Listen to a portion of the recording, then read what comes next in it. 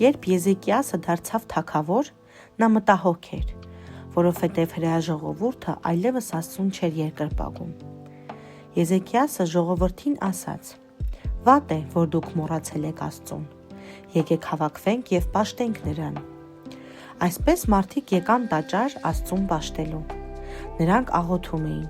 «Սիրելի Տեր, ների՛ր մեզ մեր սխալ վարմունքի համար։ Մենք խոստանում ենք սովորել քո խոսքը և փառաբանել քեզ»։ Հետո Եզեկիաս թագավորը և նրա ժողովուրդը սկսեցին նվագարաններով նվագել։ Մի մասը տավիղ էր նվագում, մյուսը փող, ոմանք ծնծղաներ։ Մարդիկ փառաբանության երգեր էին երգում Աստծու համար։ Այնտեղ կային այնպիսի բառեր, ինչպիսիք «Օրհնի՛ր Տիրոջը, երգիր, ծառայեք Տիրոջը ուրախությամբ, գնացեք նրա մոտ ցնծությամբ,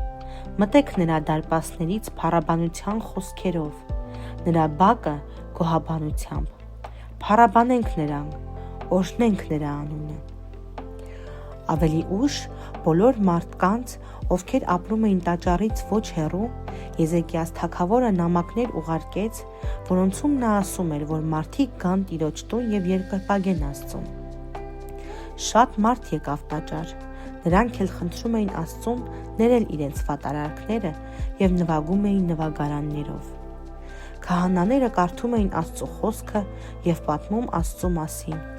Հետո մարդիկ զոհաբերություն արեցին Աստծուն։ 7 օր Եզեկիաս թագավորը և ժողովուրդը երկրպագում էին Աստծուն։